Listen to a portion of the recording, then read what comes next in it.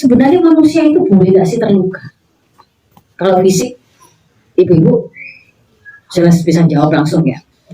Kita kan, ini namanya kalau dalam kitab Mafahim Islam itu, setiap ciptaan Allah itu punya khosiat, punya ciri khas. Kulit itu memang punya karakter.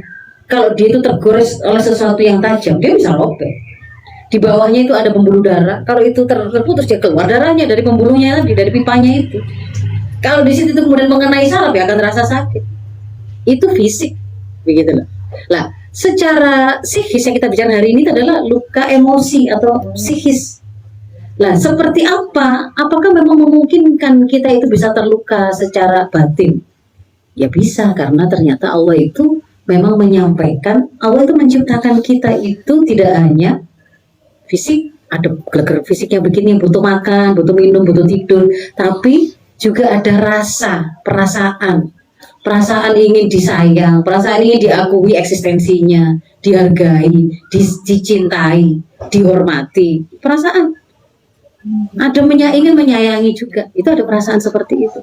Kita juga punya kolbu hati, punya juga akal yang bisa bisa memahami apa yang kita dengar. Sesuatu itu benar ataukah salah, sesuatu itu menyakitkan ataukah tidak menyakitkan. Kita punya telinga, kita punya perasaan untuk mengolahnya. Kita ada rasa yang namanya ekspektasi atau harapan, ya Bu ya, punya harapan, punya. Kalau secara dalil Qur'annya itu di Al-Baqarah 155 itu Allah menyampaikan a'udzubillahi minasyaitonirrajim wala nabluwannakum bisyai'in, dan niscaya sungguh akan kami uji kalian dengan sesuatu berupa minal khauf, rasa takut. Berarti rasa ada, dan itu akan ternyata dijadikan oleh Allah bisa jadi salah satu jenis ujian, rasa takut. Lalu walju, rasa lapar,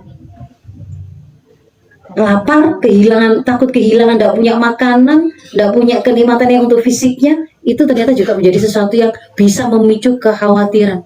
Rasa takut itu timbul. Kalau barangnya, makanannya direbut, akan ada kesedihan berarti. Wong di situ itu memang ditunjukkan oleh Allah, bisa. Dan itu bisa jadi ujian juga. Dan juga wal naqsim minal amwal, kekurangan harta. Loh, ternyata kekurangan harta itu tidak hanya cuma uang loh Bu ya, rumah, barang yang kita beli tiba-tiba diambil orang, dicuri, ditipu, digusur. Nah itu kan kita dianggap tidak ada, atau barang kita dianggap tidak ada, begitu. Itu juga sesuatu yang akan menjadi ujian. Termasuk juga selain naksiminal amal juga al-anfus, jiwa. Berarti kehilangan, ditinggal karena kematian, ditinggal karena kepergian, perceraian, perpisahan, ya Bu ya. Penyakit yang membuat kita tuh kehilangan kemampuan, itu bagian dari jiwa. Wasamarot, buah-buahan, kenikmatan-kenikmatan yang ada, yang lain yang ada di dunia ini yang mau disiapkan oleh Allah, diperuntukkan untuk hamba-hambanya. Maka ketika kita itu menjadi suatu kenikmatan, kehilangannya akan menimbulkan satu rasa sakit, karena ketika mendapatkannya itu menimbulkan kegembiraan dan kepuasan, ketika kehilangannya sebaliknya berarti.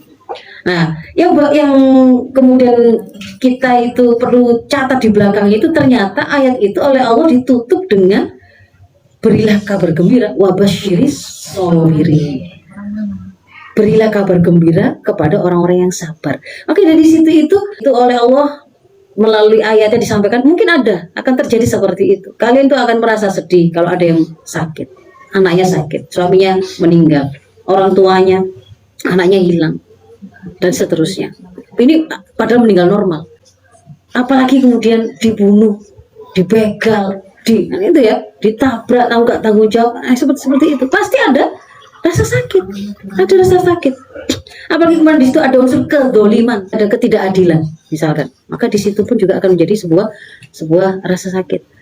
Tapi oleh Allah diberi penutup itu, kasih kabar gembira. Di antara sakit-sakit itu ada orang yang layak untuk kemudian mereka itu bergembira. Siapa itu? As-sabirin. Maka di situ nanti kita akan belajar sabir itu yang seperti apa.